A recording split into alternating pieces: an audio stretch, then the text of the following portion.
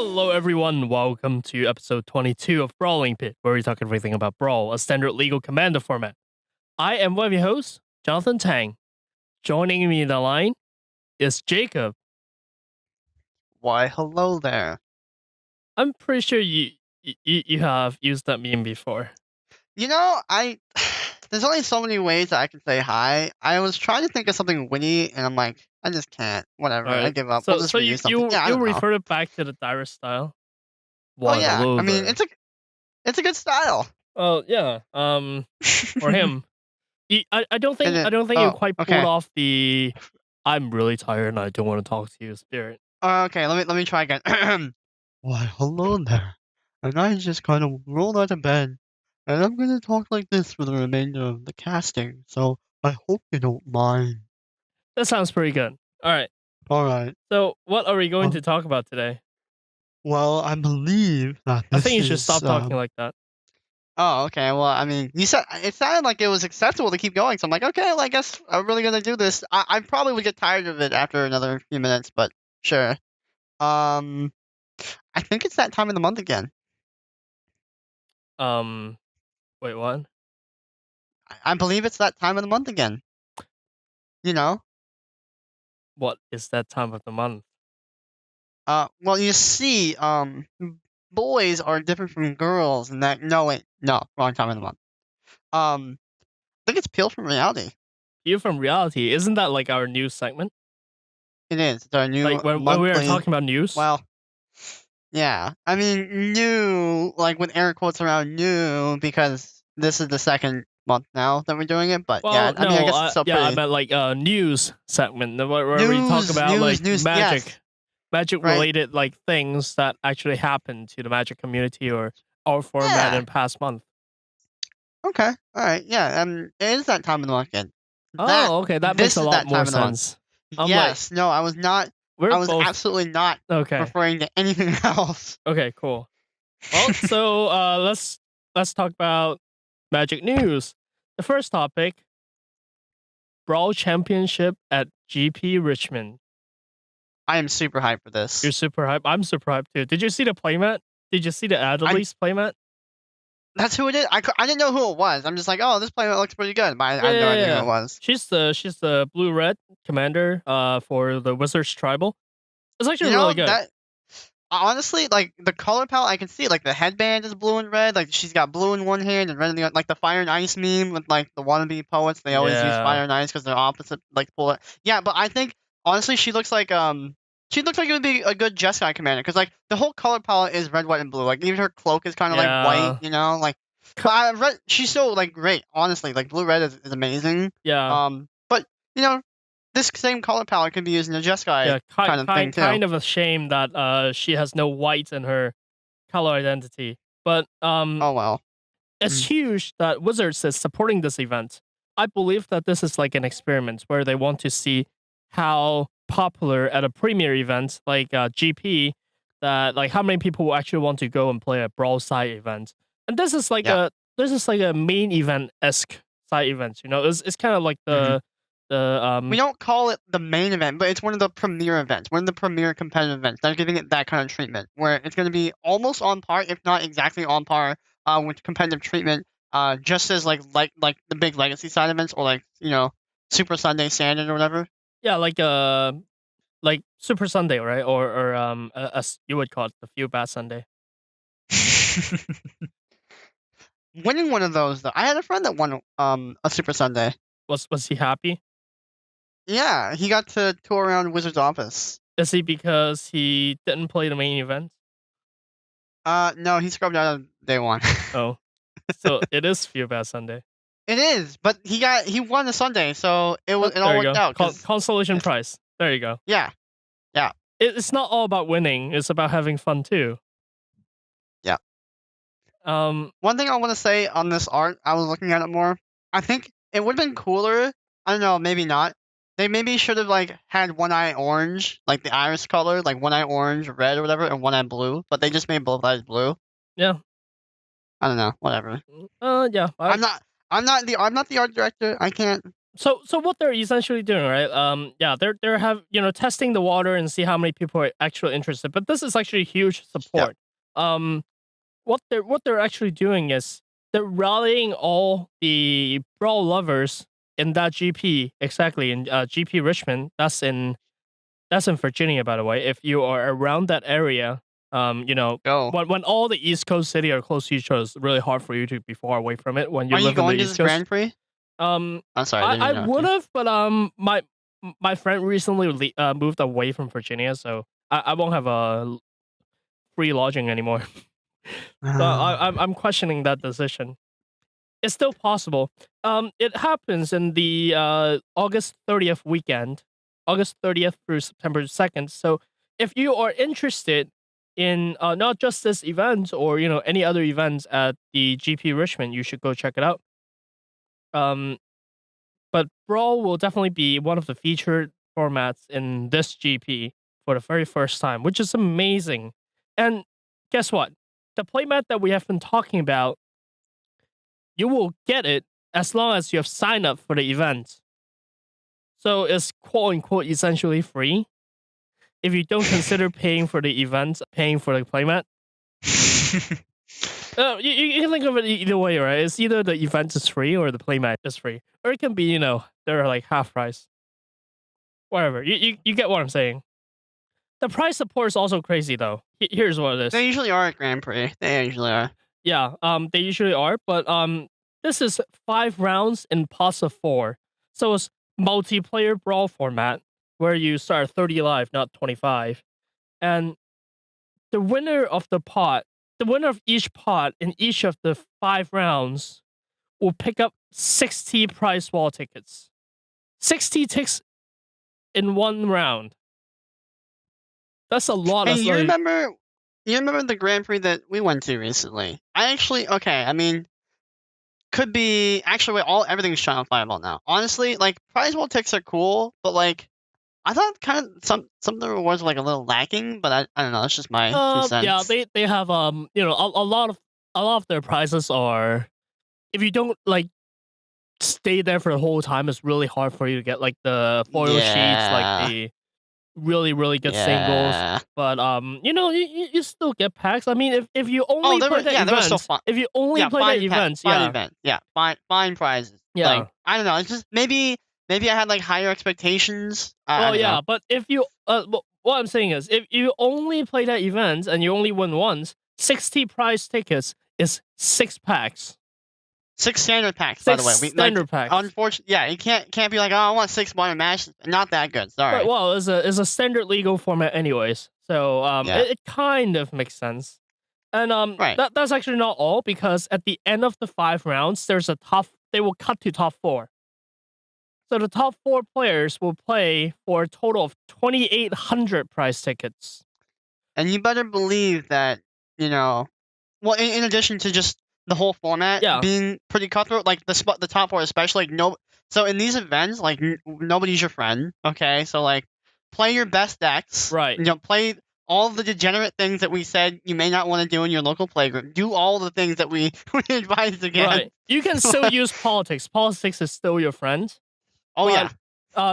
Don't hold back. You want to bring your 10 out of 10 deck to these. Yeah, this is not your time to hold back. Yeah. This is your time to run that infinite combo. Mm-hmm. So go nuts. But 2,800 price is a lot. That's like 1/3 of the full sheet. You just need to like play 2 other events and also get top 1. You get 2,800 ticks. What? You said you get 2,800 ticks for like first place. 2,800 ticks, not counting the 60 per round. So you would have gotten 30. You have gotten 3,100 if you get all the way to top 1, which is tough. I think it's cool that they kind of switched to ticks. I feel like it's like this is completely anecdotal. Yeah. All right, I have absolutely no evidence to support this, but from my experiences at Grand Prix, which there's a lot of them, I feel like before they switched to ticks and they just gave out packs, they gave out more packs. But when they switched to the tick system, they give out fewer packs, but now you have a lot more flexibility. Yeah. Like you can get merchandise, you can get T-shirt, you can get like singles, foils, like stuff from the Channel Fireball, like singles store. Not like it's not like redeemable credit on channelfireball.com. No, Yeah. no. They have like singles there that you can buy, like polluted deltas, foil polluted deltas, like fetches, shocks, etc. Like you can. Instead of getting packs, you can get those. So it's like kind of like a trade-off. I think it's a fair trade-off. It's not like a horrible trade, and it's not that much quote unquote loss. Yeah. But that's been my experience so far, and it's not bad. It's just what I've noticed so far. Yeah. It's interesting. By the way, 2,800 takes, 3,100 takes. That's 3,100 takes. That's not all of them. Do you know what else you get if you go all the way? You also get a Brawl Championship trophy. Ooh. I've never seen a trophy in Grand Prix, but you get it here. Well, you get it in this Brawl event. Actually, they do have Grand Prix trophies. Only one person gets to walk Oh away with yeah, it. but like usually it's a main event thing.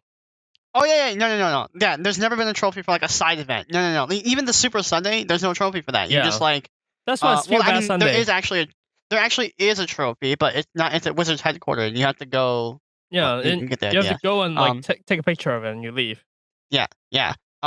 But yeah, no, this is like I think the first time that there's ever going to be like a trophy for like a side event kind of thing. Yeah, which like is amazing. Not main event. Yeah, it's amazing. So you know, for all of you Brawl enthusiasts out there, I know you're there. Go nuts at this event. Tell us how you did. There are like 2 more weeks, so you have plenty of time to prepare. And hopefully you do well if you go. And if you don't go, what's wrong with you?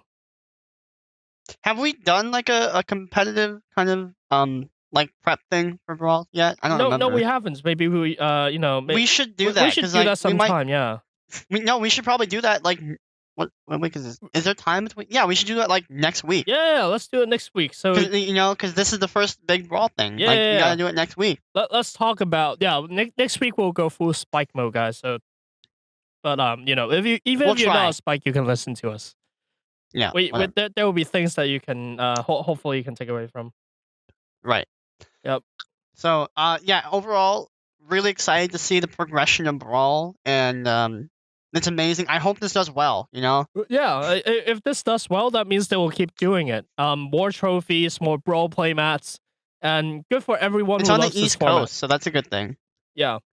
I mean, like, alright, I hate to like diss California, and California is great, and California has a lot of Magic support, but like, when you're talking East Coast versus West Coast, like, Magic is way more popular on the East Coast. It's like, I'm not trying to be insulting here, but like that's just a fact. Like there's way more Magic support on the East Coast than West Coast. Well, maybe. I don't know. It's just that's kind of like been the notion. It might be changing now, but that was always the notion. I don't know. Like my area is pretty popular. Like oh yeah, Portland is great. Yeah. I'm not saying that there are Portland, Seattle, like Los Angeles. Yeah. Yep, Seattle. Those are all amazing places for Magic. Those like West Coast, like where else is there? Yeah. But like, so like East Coast has like Grand Prix and they have SCG events. So yeah. You double up. Whereas West Coast we just have like Grand Prix. I guess. Yep. And it kind of I wish this were on the West Coast because I would go to it. It's kind of hard for us, we're both on the West Coast. Being on the West Coast, having to travel to Virginia is kind of a a travel. Yeah, so. Well, I mean, like you can always say, well, you could always fly, but it's like, well, if I'm flying, I mean, like I don't have. It's a car, in 2 weeks. I have to.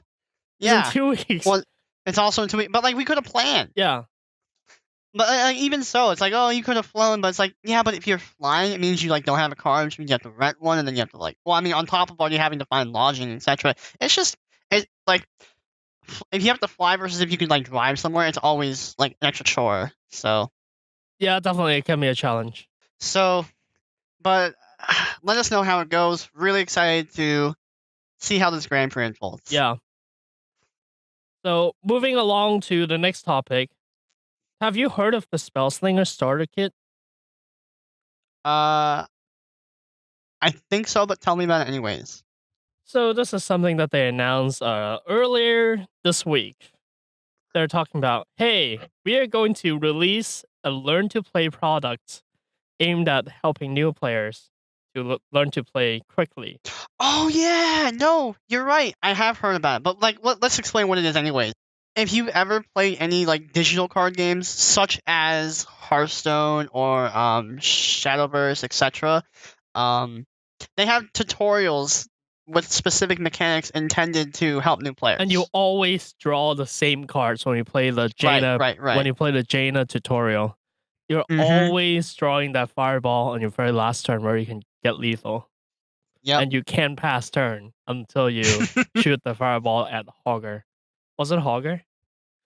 I don't remember, but yeah, it's kind of like rigged, so to say, like intentionally rigged. So this is exactly like that. There is literally a token card or an ad card that tells you, "Do not shuffle." See the included learn to play guides to get started. And once you flip over, it tells you the different phases. Right. So while we haven't actually got to see the content of this deck, I'll probably pick one up so I can like explore it and see what happens in it. Anyways, even though I don't need the cards, and I don't need definitely no. Like if you're an enfranchised player, this is definitely not for you. No, I'm looking at the cards in the card list, and it's kind of sort of mediocre. I mean, there are some rares in it. They're all right. Right, like, but this is not intended for enfranchised players to pick up and be like, "Wow, I got a lot of value." I kind of want to pick it up to see how they executed this. Yeah, I'm looking at deck list, and it looks like the strongest card is actually printed a common. It's called Ravenous Chupacabra. Oh boy. Hey, Chupacabra is a good card. Chupacabra is an amazing card. It is so good that like I'm looking at the rares in these decks. Well, like look at the sorcery Impale. There's a card called Impale in it. Oh, not as two good. black, destroy target creature. Okay, and then Chupacabra. You can just replace Impale with the Chupacabras, and you'll be fine. Oh, why would you play Impale? Well, it's like and this is the learning thing. So what I'm guessing is gonna happen is like it's gonna be exactly like a rigged tutorial. You're gonna draw certain cards in a very specific order so that the game can explain to you what's going on as it goes. Yeah. So, like obviously from our perspective, we're in franchise, so we see Impale and then we see Ravenous Chupacabra, and we're like, oh, dude, Chupacabra is just Impale on a stick. That's awesome. Yeah, geez, it's really good. And like, yeah, Impale just goes to your graveyard. Chupacabra, you can like bounce it. You can flicker it. Yeah. You can bring it back from your graveyard. Like crazy things happen. Why would you play Impale? But like it's like But hopefully it'll be a good experience for new players. And I hope so too. I really I'm very hopeful that this will ease like it'll facilitate like the difficulty and burden of knowledge needed when you're getting into the game, and it'll bring in a lot more people because well, hopefully the rig tutorial will like I guess just make it easier to get into the game. Yeah, that's it. Like once you get in, once you dip your toe in, it's a lot less menacing than it seems. Yeah, and there are actually 5 cards that we don't know what they are yet because they're Ravnica cards. It is a possibility that some of the rares will be from Ravnica. So we don't know. We don't know. Maybe they will be like the chase rares. Maybe you will find your Force of Will in there. There are no blues in these decks. Probably a good choice. No blue. Oh yeah. Let's leave blue out of this. Here's what I'm really excited about though, because what they're doing here, giving you a pre-shuffle deck, like basically a stacked deck, kind of opens up some possibilities that I actually never thought about. Like maybe in the future there can be formats where you are playing like a co-op against a deck that plays itself, something like that. If that's possible, maybe it's like an arch enemy format where you have an AI arch enemy that's playing itself. I think that could be a fun experience. Oh. Yeah, definitely. I really look forward to like all these new possibilities. Like the way now in the future this pans out the way they want to, maybe they can get even more experimental and try out more effective strategies in the future. So what do you think of the biggest controversy that we've been having for like ever since M19 was even announced? I mean, now it's finally hitting us. Well, What do you think of the let's card Nexus of Fate? Did we talk about this? I don't think we talked about this topic yet. Well, we've kind of mentioned Nexus of Fate. But we mentioned what is happening with Nexus of Fate, and when I say that, I mean like we mentioned what the card is, and Yeah. we mentioned the only way to get it, but we haven't really talked about any implications of that. Right. So, as a refresher, let's read the card. Nexus of Fate is a 5 blue instant that says take an extra turn after this one. If Nexus of Fate would be put into a graveyard from anywhere, reveal it and reshuffle it into its owner's library instead. That means it's an instant speed take an extra turn card. It's the first of its kind. The first one you can cast at instant speed without help. In a non-singleton constructed format, this card basically says the later the game goes, the more often a player will draw into Nexus of Fate. To a point where they can just draw it every single turn. It's a good card. I don't like. I don't know what to say. It's a good card. I mean, what happens when you print good cards? They get played. Wow. I didn't see that one coming. Look at the GP top 8s. Like, this card basically made Turbo Fog a thing. The deck's name, Green Blue Nexus. I love to this card. I honestly, so like with Wizards' philosophy of like trying to manage closely what mechanics and decks make it into standard. So for example, they really don't like hexproof. Like when I say don't like hexproof, I'm not talking about like hexproof intrinsically as a mechanic. They think it's it's an evergreen mechanic for a reason. But like they don't like the decks such as 9 hexproof, where it just literally like you only play like 12 hexproof creatures and cheap enchantments to suit them up and you beat down quickly, or like Bant Hexproof from RTR, Avacyn, or Innistrad. They don't like those decks. But Hexproof is fine itself as a mechanic. So Fog, Turbo Fog, the deck archetype, I feel like is one of those mechanics or deck archetypes that they don't like in Standard. They're under the same argument in that they don't like, or for the same reason that they don't like Hexproof decks, because they're not very interactive and they're not fun to play against Standard. And in Standard, having a fun metagame is probably the most important, because like Standard is like a new player's first step into the competitive world. That's like their first format. You don't just jump into Modern. I mean, like you can, but like most players don't. So the first thing they're gonna see is Standard. And if they feel like, well, there's nothing I can do against this archetype, I just like kind of like die slowly and it's not interactive at all and it's not fun. Like player retention is lower when those decks are in Standard. And like such as 9 Hexproof or like Bant Hexproof. I feel like that's the same argument with Turbo Fog. What do you think? Yeah, it's not interactive at all, and No, that's a problem. It makes me think that as much as I dislike blindly hating on Wizards, I feel like this was not intentional. Like I don't think we've had a lot of either. unintentional things happen in Standard recently. Yeah, this card will be a lot less powerful if it's sorcery speed, but the ability for you to hold up mana and wait for your opponent to see.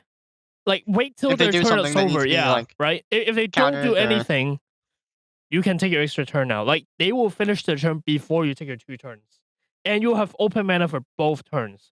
That's insane. And being able to do something like that is unheard of and very uninteractive. Oh, yeah. No, and while I like the deck, I think it's a meme deck. It's really cool, and it also just happens to be powerful. It's just, I feel like this just could not have been intentional, or like they didn't think it would be this powerful. But obviously they were probably wrong on one thing or another. Its play is a 4 of in the Pro Tour. Its play is a top 4 of in 2 of the top 16 decks. Yep. And I did get a little sidetracked with the whole like R&D like Turbo Fog. We're not literally just talking about Turbo. We're talking about Nexus of Fate. So that was my bad. They're basically Turbo Fog decks. Right, yeah. And the reason why this is an implied problem, it's not like Nexus of Fate is intrinsically a problem. It's the result of 2 things coexisting at the same time. Is that Nexus of Fate is played as a 4 of, and it was only available as a buy box promo. Those 2 in conjunction are what's creating this implied problem. Right. what do you think they can do? I mean, in Magic Online, they already sort of kind of fixed the problem by increasing the drop rate of it from the Yeah. standard chess. So if you Well, the didn't fact that know, you can that there's a recurring source of it yeah, is like, yeah. yeah, So yeah, so if you didn't know on Magic Online, completing competitive events gives you like chess, kind of like a standard league pack from your standard showdown events. yep. You can't do that in In you real can't life, do that no. in the Well, paper world. I mean, they I can mean, they you can could, put but it's a them. lot harder. I mean, can they? Do you think they can put it in the standard showdown packs? Is that um, allowed when they said they're not they printing could. them in Well, anywhere they could probably do except? any. Realistically, they can do anything. All right, here's the thing. Okay, so like, there's a lot of different perspectives to take on this matter. Okay, so there's a perspective of the consumer, which is basically all of us except those that work at Wizards, and then there's Wizards' perspective. Um, and even the Wizards' perspective can be broken down into two different perspectives. One is Wizards as a game developer, and the second is Wizards as a business. So it's no secret, unfortunately. I'm gonna try and end this on a light note, on a good positive note. But this does need to be said. Wizards is not doing so well. And when I say not so well, I don't mean like they're going out of business anytime. I'm not saying like, oh, Wizards is dying, but like they are kind of on a downswing. And it's Magic isn't as popular as it was like 4 years ago. They're not making as much money.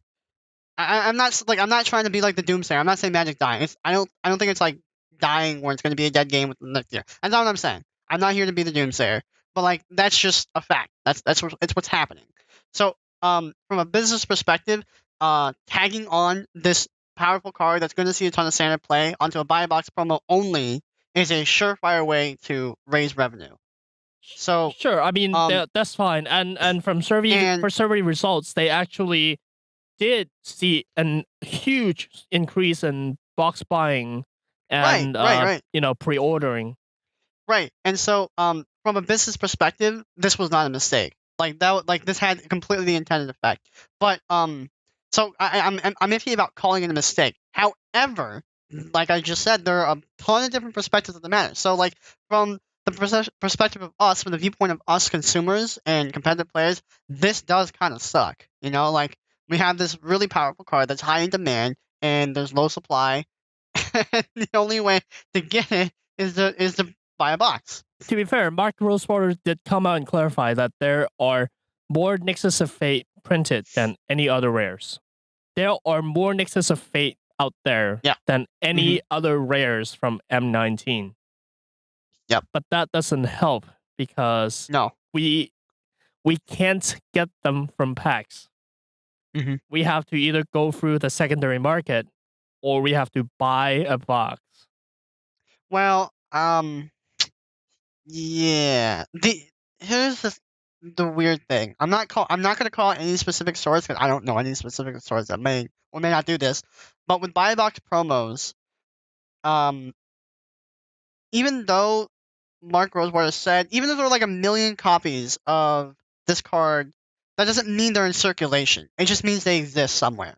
Right. So there's a difference between that card, a million copies being in circulation, and just a million copies existing. Like if they piled up all the copies of Nexus of Fate into a vault and they only handed out like one a day, well, saying that, oh, don't worry, we printed more copies of this card than we have the entire like collective card count in all of Magic the Gathering or whatever, right? That doesn't matter as long as only one is coming out a day. So you know what I'm saying? Yeah. But Wizards is kind of caught between a rock and a hard place, right? Like, what can they do Right. now to mitigate the problem? Like, I mean, not now that everyone is saying that this is a problem, what can Wizards actually do to respond to that? Because I'm thinking about it. I've been thinking about it for a long time, and I don't know what Wizards can do. Like, I don't know. And this is one of the costs. So, like, as a cost to this action, while it was a good business decision, like short term, they made more money from like putting this as a buy box promo. The cost was, well, you kind of pissed off some of your customers. So, I don't know if they can do anything to mitigate this cost. I don't know. Maybe they could just like not do it again, but like that means you have to give up revenue in the future. I mean, whatever they do, like, in order for them to do anything, they have to tell people that, oh, we made a mistake, sorry, and Well, we'll they we'll don't put have more in to. circulation. For example, the standard showdown packs. I think that's the easiest way for them to do that. Like they did promise that this card will only be available through buying a box of M19 for for the foreseeable future. I mean, they can put Well, in a modern master, in the future, yeah, but yeah. It could be like in the future supplementary set. yeah, but what can they do now in the short term, right? I really don't see them putting it in the center showdown packs. No, I don't. Honestly, I don't. I think they probably just do nothing and wait for it to blow I over. mean, Like, can they ban the card? Would they ban the card? no, they're not gonna ban The the card. card that they put in the set to promote sales? Yeah, no, they're not gonna. They're not gonna ban it. I honestly don't think Wizards are gonna do anything. I don't think they need to do anything. Like they've already like the damage is already done. They've already angered like some customers. So like you can't make them not angry. And um, well, I don't think there's any way for them to like quote unquote win from here. Like I think either they're gonna put it in some supplementary product soon and sell it, so they make more money and they make some people happy, and then anger other people that already had the card. Or they just do nothing and ignore it, and then they just wait for it to go away because that's kind of how things go on the internet. Yeah. Like what do you think that do you think there will be a next buy box promo? Like when Ravnica rolls around, do you think it will happen? Oh, definitely. Yeah, no, this was too successful for them to give up on this revenue. You mean There's monetarily? absolutely gonna be. Yeah, monetary. There's no way they're not gonna have another buy box promo that's gonna be like a good standard card. There's no way. There's definitely gonna be another playable buy box promo. I see. So even though Hmm. this pissed everyone off. Yep. Well, like, here's the sad part, right? So you know how this is a really extreme example, but it kind of applies. So you know like all those like free mobile games, right? Mm-hmm. And like most players don't pay any money on them, or if they do, it's like less than $10. But then you have like 5 to 10% of the player base who sink like $1,000 plus into the game. Right, the whales. Right, the whales. So I think they're gonna. I'm not saying they're gonna be heading into that extreme end of that spectrum, but like that's kind of where they're going. Like from a business standpoint, even if they cause 10% of the players to quit, but they increase sales by more than enough to compensate that plus extra, they're gonna do that. Like, see a 10%. Like we don't care. We're a business. I see. It's kind of like how Fortnite is releasing their Android version and having it exclusive to Samsung for only a couple of days. So people Yep. will buy their Samsung phones Mm-hmm. They definitely had a partnership with Samsung. and piss off the Yep. people who doesn't use a Samsung. Yeah, but they don't care. Like if it makes them extra money, like sure, let's do it. Like screw the other guys. And it's that does sound kind of cynical. I'm not saying that everybody's like that. I'm not saying that all organizations are like that. There are plenty of good nonprofit organizations like charities. They all have like good hearts and good intentions. I just don't see Wizards being one of them. I'm sorry. They're a good company and they make a good game. They know what they're doing. It's not like they're not stupid. They're very competent. They know what For they're a doing. company to be, let's just put it this way: forget being evil or being good. Yeah. Forget all that. For you to be a successful business, you need to make profit, and Exactly. I think Exactly. they're perfectly profit driven, and that's a good thing. That means the Yeah. game will Yeah. It grow, is. and that means the game will continue to be Yep. good. Yes. So I'm not faulting them. I don't think Wizards are evil, by the way. That may have come off like that. I don't. That wasn't my intention at all. I'm just the point I was trying to make was they're a profit maximizing firm, and like that's what they're motivated by. So it's like natural that this is what they would do. Now, if you don't want to support that, then don't. Vote with your wallet. Yeah, well, yeah, don't buy the next box when the next playable is released. When the If they standard lose money, Force of Will is released, don't buy the yeah. box. Yeah, if you collectively like band together as consumers and you all agree, okay, we're like quote unquote boycotting this, like don't buy this, and they lose profit, they're gonna see that it's like, well, we lost profit because like our customers don't like that, or a large enough percentage of our customers don't like that, so then they stop doing it. That's how you get them to stop doing it. That's a lot harder said than done though.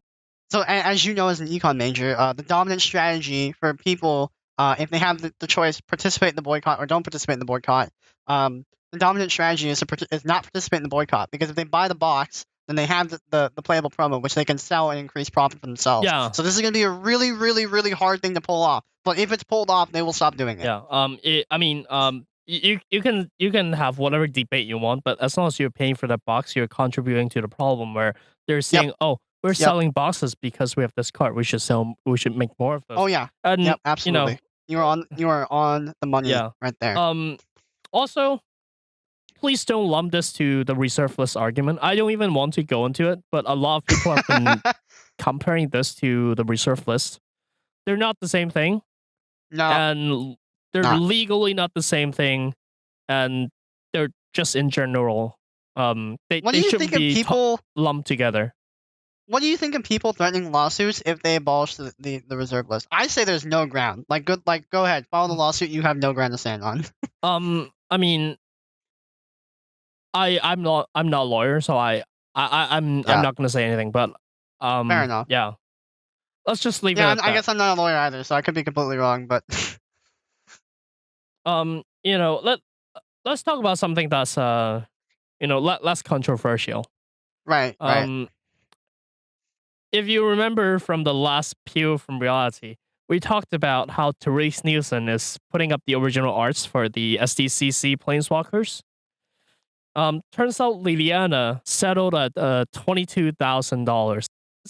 There's someone who paid $22,000 to Therese Nielsen on eBay to obtain the original Liliana art. Yes, is that a lot of money? Crazy. Do you think that's a lot of money? I think that's a pretty significant sum of money, but you know. Turns out that's on the low end. So as of today, 4 cards has already been sold. As of the recording of this episode, well, I mean, cards has been sold already. If you mean relative to the field of artwork, then 22K is on the lower end of art. But Jace sold for 28K. Chandra sold for 35K. Nissa sold for 28K, and Gideon is in the running right now. We don't know what price Gideon will settle on. My guess is around. I'm guessing that will settle on 28K. I have some friends that's guessing 32K, but I think that's pretty exciting. That is. Well, it's expensive for us peasants, but also I guess in the entire realm of art and what happens with art, where I think paintings and artwork, etc., median 100K, for the high end artwork. This is actually at the low end of cost for artwork. But not to discount Therese Nielsen, I think her artwork is amazing. Her artworks are amazing. The prints, by the way, are still available online. You can buy from Therese Nielsen. $125 for all 5 prints. Dude, that's awesome. I might get some. Nissa is the model for Nissa is the famous Christine Sprankle. Just so you guys know. Yeah, I just love Therese Nielsen's art. So good. I want those Judge Lands still. Those Judge Lands are good. I don't know if I don't know. I'm never gonna get them. If you're getting the Judge Lands, you need to get enough for you to build a whole deck. With those lands. Right? I will just never have them. One of each. I've resigned myself to just never owning them, and it's okay. I'll just use Unhinged. Unhinged is good enough for me. Yeah. Unhinged is fine. I'm the unstable people. I like the borderless. A lot of people don't. I mean, it's new, it's accessible, and I love the borderless art. No, that's super borderless. Yeah, it has no border, literally. Yeah. So, what do you think about the MTG Arena current state of it? And when I say that, I'm really drawing attention to specifically the competitive constructed part. Well, so MTG Arena, right? There's been a lot of controversies going on with the competitive constructed format, and competitive constructed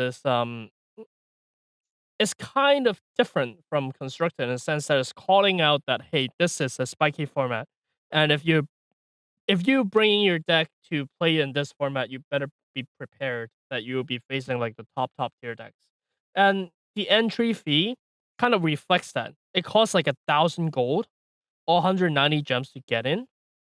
Is Best of 3. Well, how much is it? 190 gems approximately in US dollars. Well, so it depends on how much gems you buy, but Hmm. different. It scales, Yeah, yeah, it, but it kind of like, scales. If you buy the least gem package, 750 gems will cost $5. okay. 1,600 So it costs sounds like $10, and when you get 20,000 is $100. this constructed or competitive constructive kind of thing costs about $1.50 to $1 depending on how you buy your gems. I mean, if you think about it, that's not a lot of money. What are you talking about, No, right? Um, the regular constructed, what we call the quick constructed, costs right? Quick 500 play or gold whatever. or 95 gem, literally half of it. So there is literally a thing. I mean, it is a single match, not best of 3, but there is a format that literally sits next to it that costs half as much, and it's like a league format, so it ends after 7 wins or 3 losses in the quick constructed. But in competitive constructed, it ends after 5 wins or 2 losses, right? The re- the reward tiers are also a lot better in the competitive constructed, but like we were saying, you're facing a lot more spiky decks, and Yeah, so it's like on top of, well, like, because it's like the higher stakes, so yeah, the decks are going to be more refined, and the players that you find on there are also going to in general be better. yeah, a lot of people are saying that, oh, that's a good thing because a lot of people actually like this format. The players that don't really play in the competitive constructive format, they think it's kind of pointless. Because why would you pay more to quote unquote play less? Yeah, a lot of people saying that it's actually like a bad form of gambling because you're paying roughly 60% of a booster pack upfront for a 50% chance of getting a 50% discount on a booster pack. I mean, not counting the value you get from actually playing the game, of course. Yeah. It's kind of weird. Like, what do you think? I mean, personally, I'm happy that it's not going away because I think it's healthy for the game for there to be a competitive format. Um, it's something Yeah, that a player can aspire to. Oh, one day I'll play in that format and I'll win. Okay. I think it's important that they don't do away, like, they can keep this whatever, but like I think it's important that they don't do away with their the free modes either. You know, like having some form of free player progression, even if it's like, well, like, not much. Like, say with Hearthstone, every 3 wins you get 10 gold. Like, 10 gold really isn't like that much, but like it gives players like a sense of progression. And if they're only like a few gold off of like an arena run or like a pack, it's like, oh, I just gotta like win 3 times, and then they play. And if people are playing your game, that's good. Even though it might sound a little counterintuitive from a business perspective, like, well, if people are playing the game but not paying, yeah, it's low on the server and they're not paying anything, but like that's like the short term like way of thinking. If players are playing your game and for like longer periods, they're like more likely to like spend money. So like if I got 10 gold and I go 0-3 in arena because I suck, or I open my pack and I'm like, wow, this pack sucked, let's go again. But I'm like, oh, I don't have any gold. That was my 10 gold that I needed from my last pack, and now I'm at 0 gold. Like, well, I mean, like there's an incentive now to like pay real money. So you like Wizards know this. At least I hope they know this. You want people playing your game, even if in the immediate term there's like not profit. Um, just Yeah, people playing your game is good. yeah. I mean, that's why Sony practically give money away whenever they release a new console. 'Cause they're like, Yep. we'll make the money back if people play our Hmm. console. Yeah.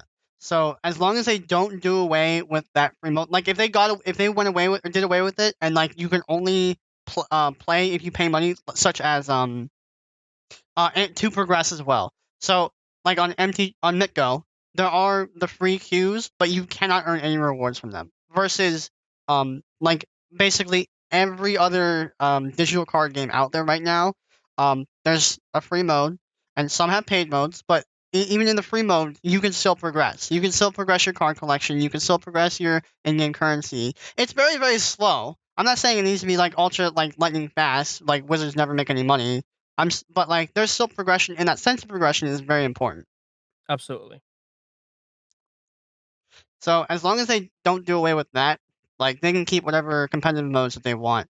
Actually, Hearthstone has an occasional competitive mode just like this, where so typically with Hearthstone, even in the competitive ranked like sort of playlist that you queue into, you still don't have to pay any entry fee. Even in-game currency, you Literally, don't pay. the brawl that's going on right now. By the way, brawl means something else in Hearthstone. The brawl that's going on right Yes, now but is one of those formats. Oh, for right, you guys will be last week. right. Where in these type of paid events, this doesn't happen all the time. Occasionally, there are paid events, and they're just like our competitive construction mode in MTG Arena. You pay some, and then you get a chance to play. And then after you lose so many times, you get your reward. It's like gambling. And this, as it turns out, is insanely popular with the competitive players of the game. It also is also insanely unpopular for with the casual for players casual players, because it literally means they can't play Brawl that week. Yep. As compensation, they're given a pack anyways. Well, no, they're given a free run. Yeah, now Blizzard's is giving them a free run, so it's kind of good. That used to not be a case. No, the very first time they were like, "Oh yeah," or the first 2 times I think they didn't give anybody the free pack, or the free. They didn't give anybody a pack for the week, and they didn't give everybody a free run. But now they're like, "Oh wait, let's just give everybody a free run." That way, the people that don't want to play this, the casual, they're still happy. They don't. And they calculate, we don't lose that much money from giving them a free pack. They probably don't lose anything. Like the people that are going to pay money are going to pay money anyways. Yeah. That one pack isn't gonna giving them an extra pack isn't gonna discern that much or dissuade them that much.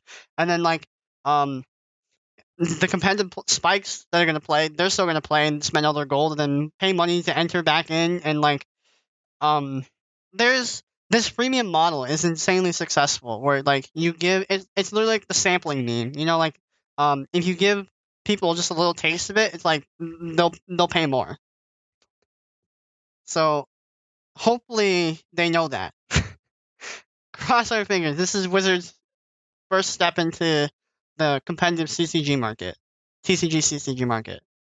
Even though they already have Mitgo, technically, but I don't count Mitgo amongst the ranks of what we have now, like Hearthstone. Yeah, it's a different thing. I mean, that's why MTG Arena exists. Is there? They're trying to compete as an alternative to Mitgo, and as a competitor to Hearthstone. I don't think Mitgo is a competitor to Hearthstone. Crossing our fingers that they understand that. I hope they do. They seem like they do. Let's hope they actually do. Yep. But anyways, I think that's plenty of topic. Thank you guys for tuning to another episode of Brawling Pit featuring the Pew from Reality segment. This was surprisingly business oriented though. Oh yeah, fine. It's talking about Magic in general, right? And that's good. But if you guys have any thoughts, tell us.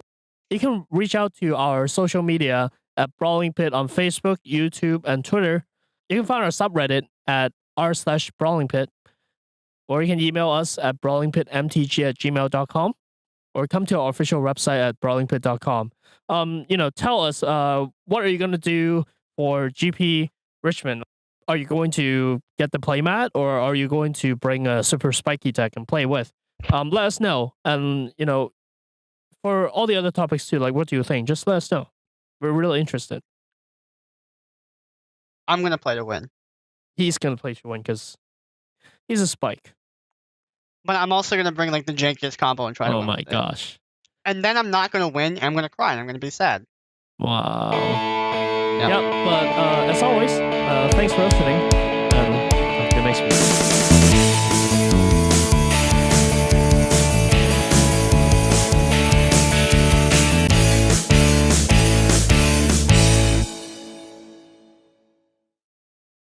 Recently, fifth player is thinking about joining my playgroup, and that kind of throws things off whack.